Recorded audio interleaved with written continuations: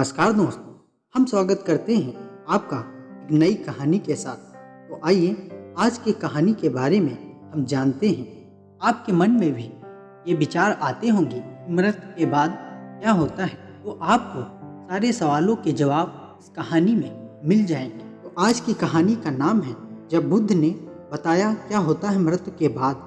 तो आइए हम कहानी की तरफ बढ़ते हैं। भगवान बुद्ध से उनके शिष्य अक्सर मृत्यु को लेकर तरह तरह के सवाल पूछा करते थे।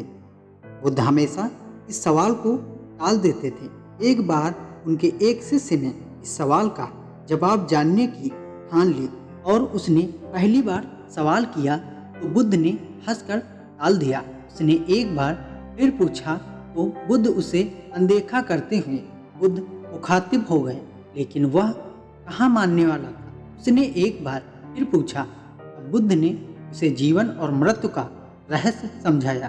बुद्ध ने कहा, तीर लगे तो पहले निकालोगे या पता करोगे कि तीर कहाँ से आया है। शिष्य ने जब भगवान बुद्ध से फिर से सवाल किया कि मनुष्य की मृत्यु के बाद क्या होता है, तो उन्होंने कोई जवाब देने के बजाय उससे ही सवाल कर दिया। उन्होंने शिष्य से पूछा कि मान लो तुम्हारे शरीर में कहीं से तीर आकर लग जाए तो सबसे पहले तुम क्या करोगे? शरीर से तीर निकालोगे या पता करोगे कि तीर कहाँ से आया है और किसे मारने के लिए छोड़ा गया था।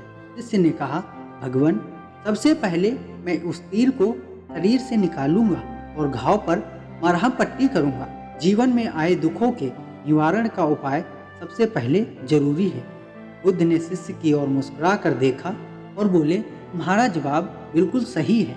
हमें जीवन मिला है, जीने के लिए हमें कितना संघर्ष करना पड़ता है। जीवन में इतना दुख है, हमें अपनी ऊर्जा दुखों के निवारण में खर्च करनी चाहिए, न कि यह सोचकर अपना वर्तमान और भविष्य खराब करना चाहिए कि मरने के बाद क्या होगा या क्या होता है। शिष्य भगवान बुद्ध की बात समझ चुका था, उसे अपने सवाल का जवाब मिल गया था। दोस्तों, उम्मीद करता हूँ कि आपके सवालों के जवाब भी इस कहानी में आपको मिल गए होंगे। तो दोस्तों, यह कहानी आपको कैसी लगी कमेंट बॉक्स में जरूर बताना और आपका कीमती समय देने के लिए बहुत बहुत धन्यवाद। अब हम लेते हैं आपसे विदा और मिलते हैं एक नई कहानी के साथ। तब तक के लिए नमस्कार।